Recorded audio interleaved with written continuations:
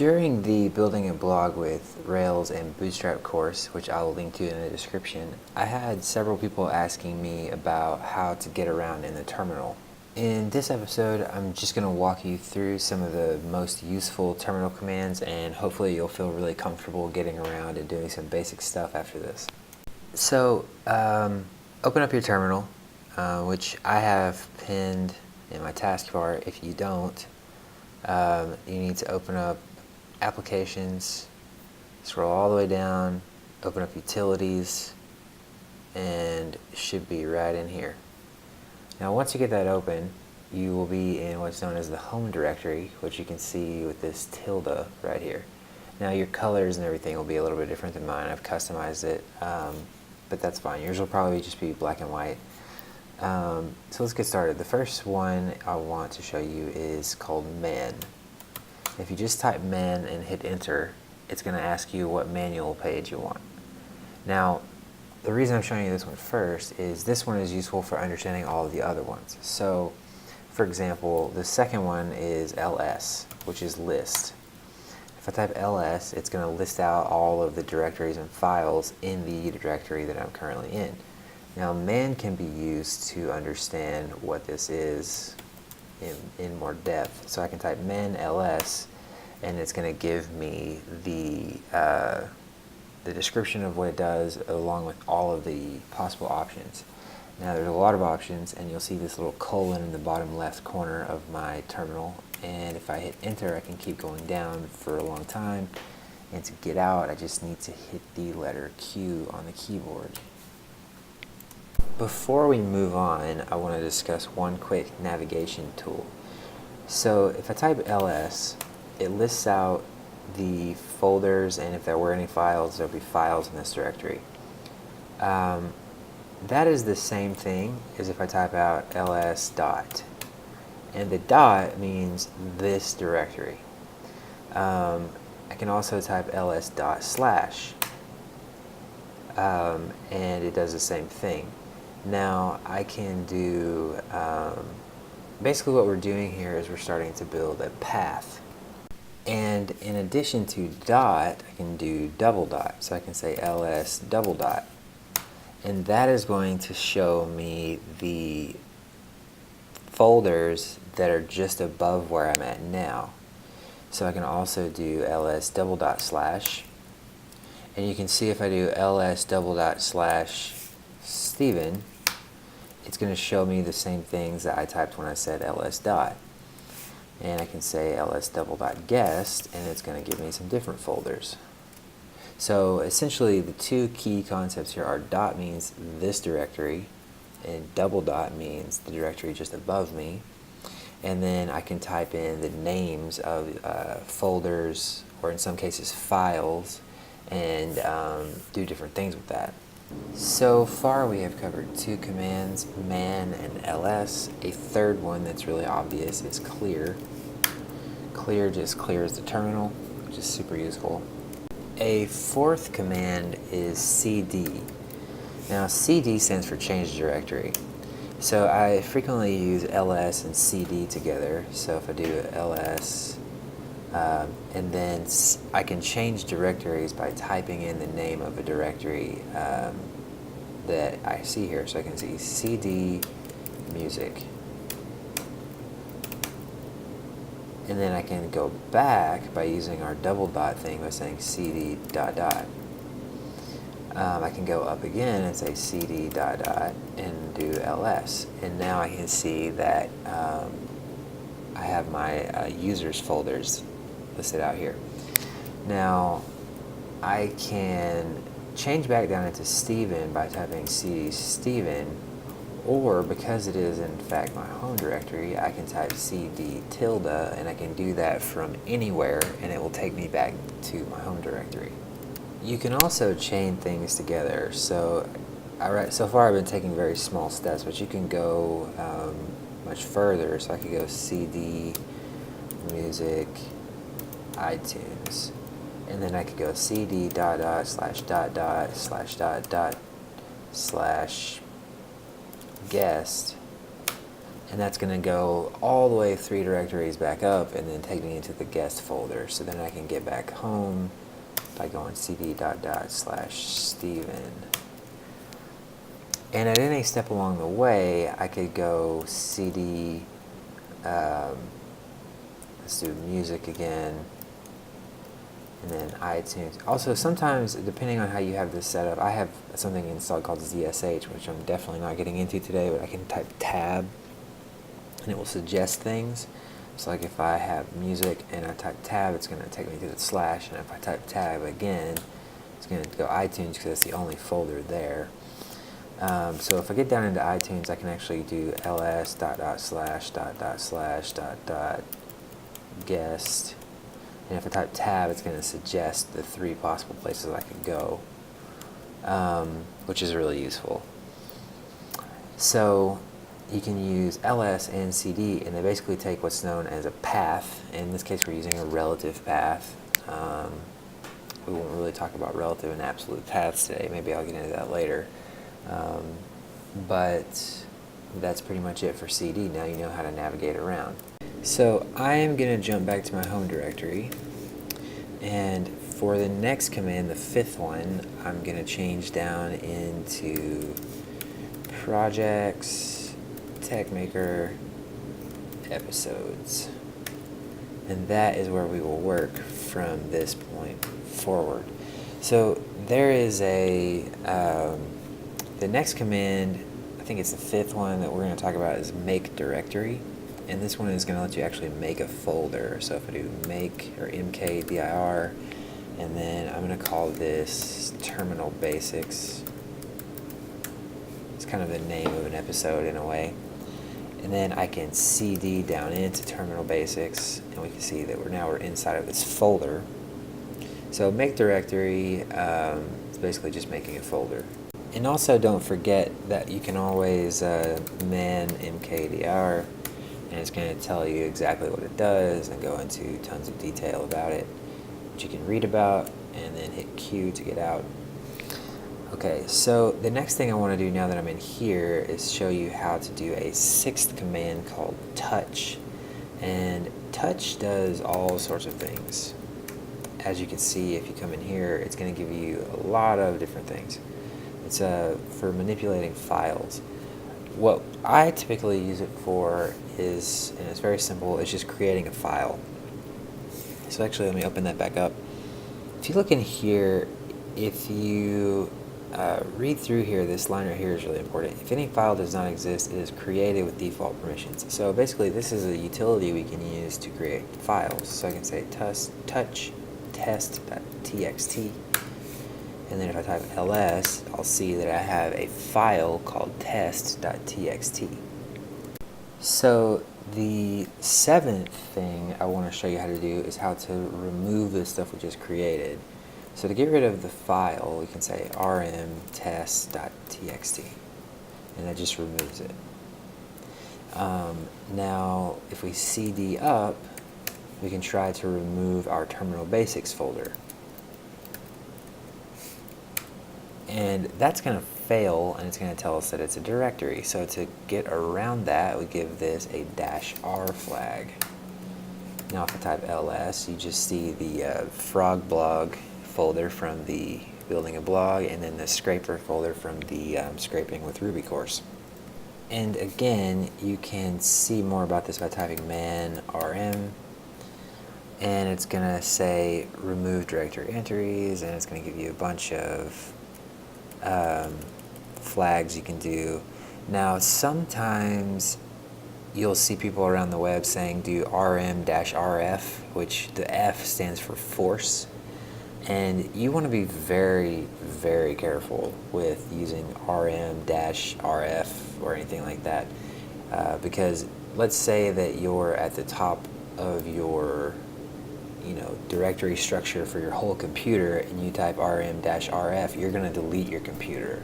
So please be careful and do not copy and paste things from around the web that say anything about rm and then paste them into a terminal, because you're probably going to get yourself in trouble. Also, I noticed while we were in there, it looks like looks like I might be able to use the -d flag. So let's do make directory terminal, let's see, terminal basics. If you hit the up key on your keyboard, it will find a recent command. So I just typed mkd and then hit up, and I got to terminal basics because that was the last thing I typed that started like that. So if I have that, now let's try that rm with a D and see what happens, because it looked like that was an option also. So yeah, that works. So it looks like the -r implies the -d. So this is doing some more things. Maybe this is if you have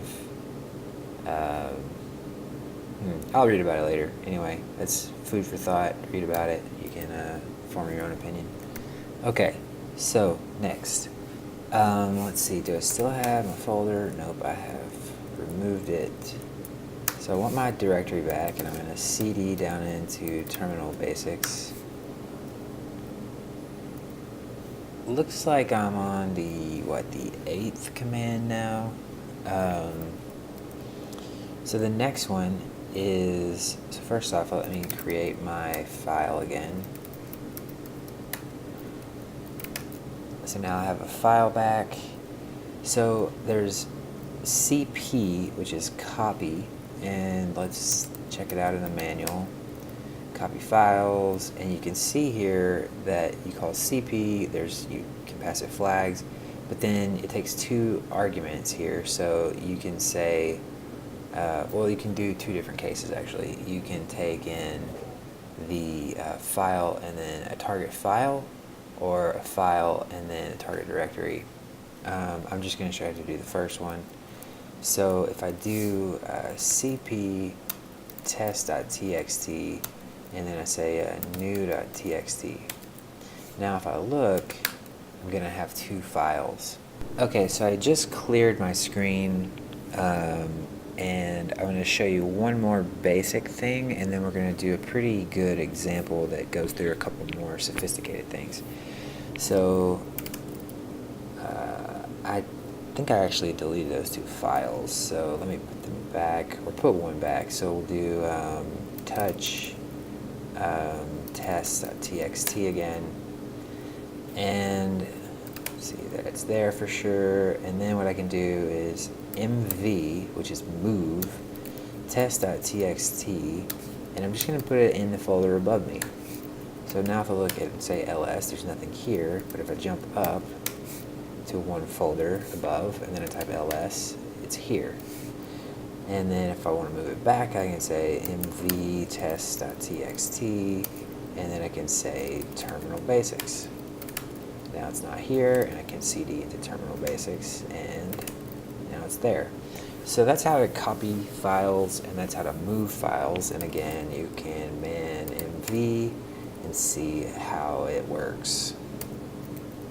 So that's kind of it for the basics. At this point, I'm going to show you some slightly fancier things, and I'm just going to kind of go on a freestyle, and we're going to wrap this up with a pretty good example. So I wanted to show you ls again. Let me remove that file.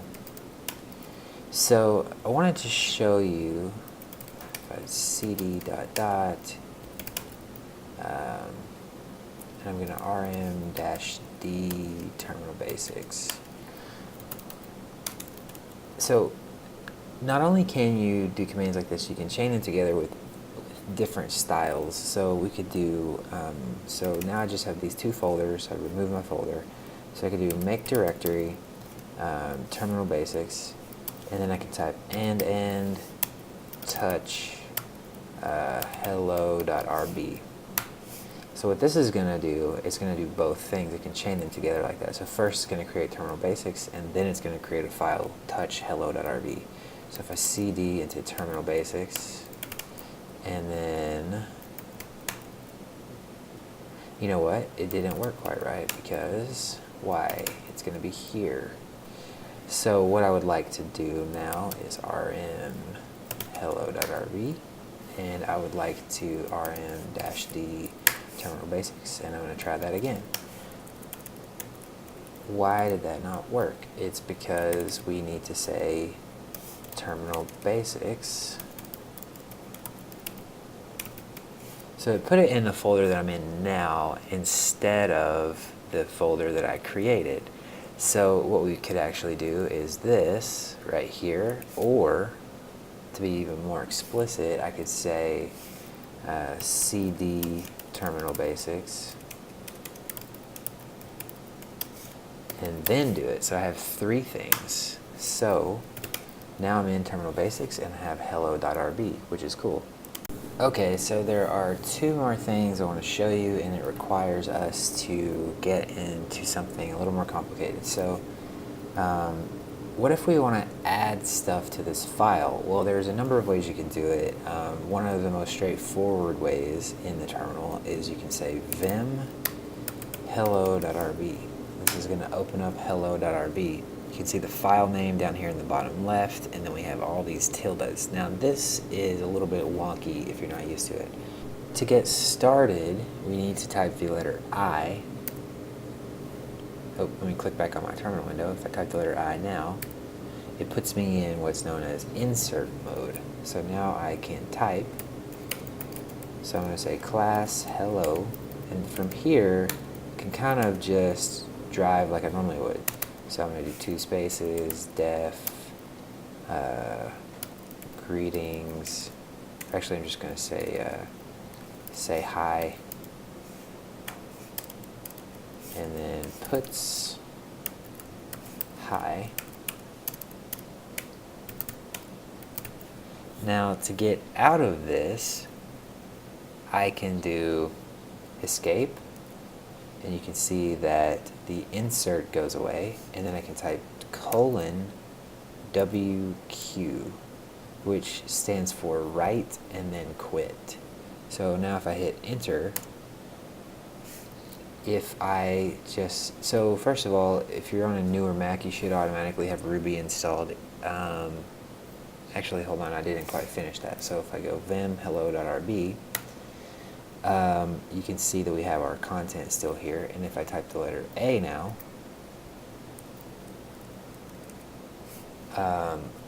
or I think actually puts you back in insert mode.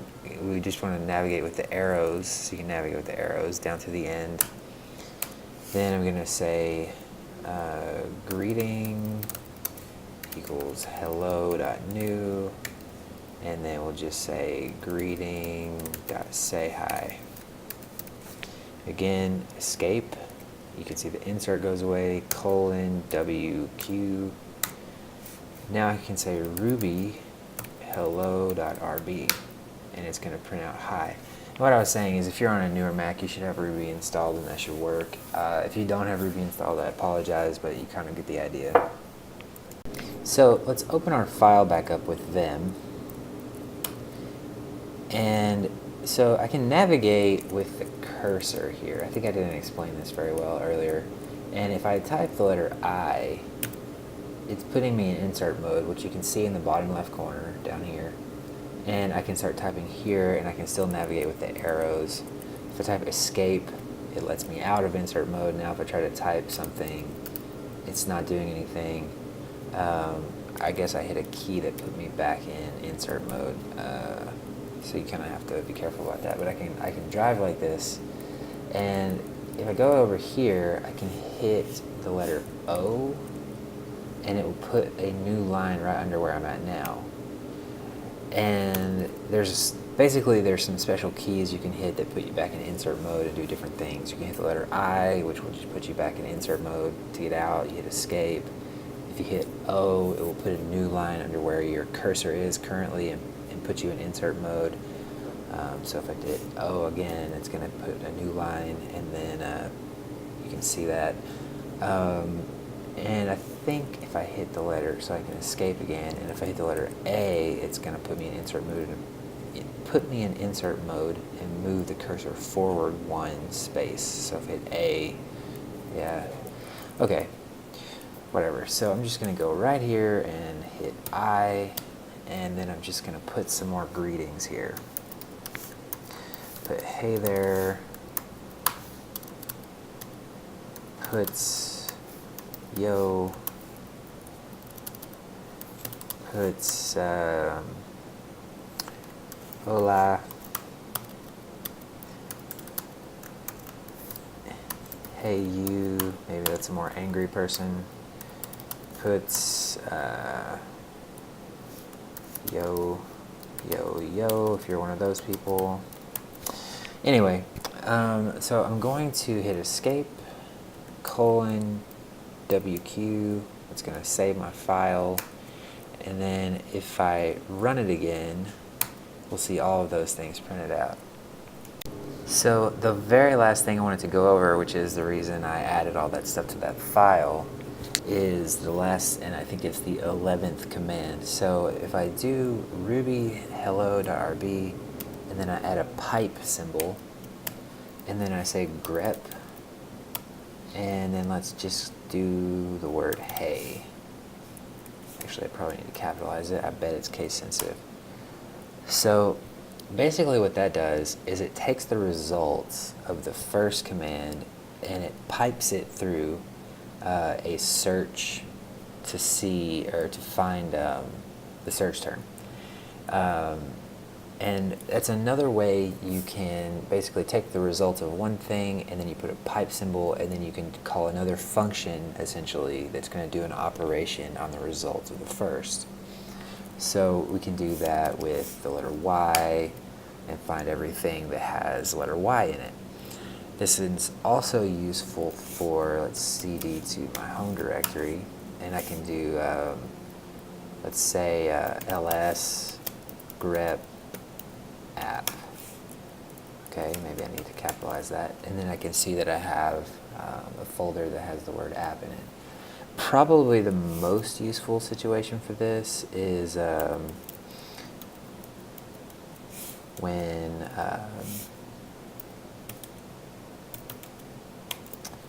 let's see, frog blog. Okay, so if you've been following along with this course, you'll know that you'll kind of be familiar with it. I'm not going to explain what's going on with Rails here, but there's a command I can run in Rails that's going to print out all the different routes and pathways in my project. So one super useful thing is when you have 100, 200 routes in a project, you can say Rails routes grep and then search for the term you want. And then you get a smaller set of terms here. Now I probably actually picked the one that's going to have like everything. So I should do like maybe posts or something. Anyway, you get the idea. So the first command generates a certain output. We use a pipe symbol, and then we can do a function on the output of the first, which is really cool.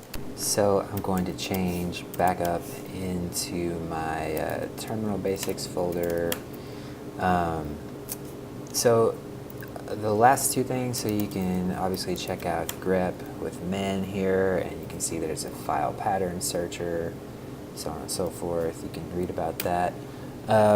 And the other thing is just that grep is not the only thing you can do with a pipe. I'm not really going to go into anything else, but like if you're looking around the web and you see some commands and it's doing a bunch of weird stuff, and there's a pipe symbol and there's a bunch of other weird stuff, you just need to remember that the first command is doing something, it's giving you some kind of results, and then the second command is taking those results and doing something with it. That's what the pipe is for.